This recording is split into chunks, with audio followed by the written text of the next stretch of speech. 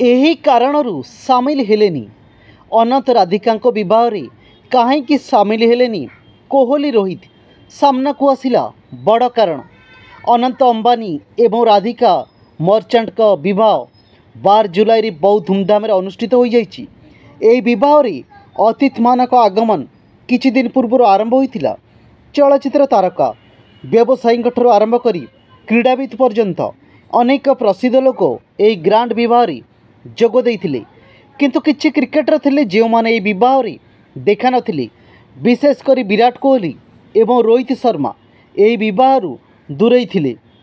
ଟି20 ବିଶ୍ୱକପ୍ ଟ୍ରଫି ଜିତିବା ଏବଂ ମୁମ୍ବାଇରେ ବିଜୟ ପରେଡରେ ଯୋଗ ଦେବା ପରେ ବିରାଟ କୋହଲି ତୁରନ୍ତ ଲଣ୍ଡନ ଅଭିମୁଖେ ଯାତ୍ରା କରିଥିଲେ, ଯେଉଁଠାରେ ସେ ବର୍ତ୍ତମାନ ତାଙ୍କ ପତ୍ନୀ ଅନୁଷ୍କା ଶର୍ମା ଏବଂ ପିଲାମାନଙ୍କ ସହିତ ସମୟ ବିତାଉଛନ୍ତି। ଗୋଟିଏ ପଟେ ସେଲିବ୍ରିଟିମାନେ ଅନନ୍ତ ଅମ୍ବାନୀ ଏବଂ ରାଧିକା ମର୍ଚାଣ୍ଟଙ୍କ ବିବାହରେ ଯୋଗ ଦେଇଥିବା ବେଳେ ଷ୍ଟାର କ୍ରିକେଟର ବିରାଟ କୋହଲି ଏବଂ ଅଭିନେତ୍ରୀ ଅନୁଷ୍କା ଶର୍ମା ଲଣ୍ଡନରେ ଏକ କୀର୍ତ୍ତନରେ ନଜର ଆସିଥିଲେ। ଭାରତୀୟ କ୍ରିକେଟ ଦଳର ଅଧିନାୟକ ରୋହିତ ଶର୍ମା ମୁମ୍ବାଇରେ ଅନନ୍ତ ଅମ୍ବାନୀଙ୍କ ବିବାହ ଉତ୍ସବରେ ଯୋଗ ଦେଇନଥିଲେ।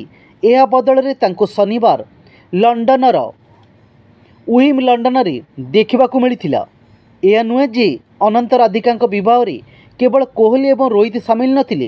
ଅନ୍ୟ ଅନେକ କିମ୍ବଦନ୍ତୀ କ୍ରିକେଟର ମଧ୍ୟ ଏହି ବିବାହରେ ଯୋଗ ଦେଇନଥିଲେ। ଏହି ବିବାହରେ ହରଭଜନ ସିଂ ଏବଂ ଯୁବରାଜ ସିଂଙ୍କୁ ଦେଖିବାକୁ ମିଳିନଥିଲା। ଏହା ବ୍ୟତୀତ ରାହୁଲ ଦ୍ରାବିଡ଼, ପୂର୍ବତନ ଭାରତୀୟ ଅଧିନାୟକ ସୌରଭ ଗାଙ୍ଗୁଲିଙ୍କୁ ମଧ୍ୟ ଏହି ଗ୍ରାଣ୍ଡ ବିବାହରେ ଦେଖିବାକୁ ମିଳିନଥିଲା।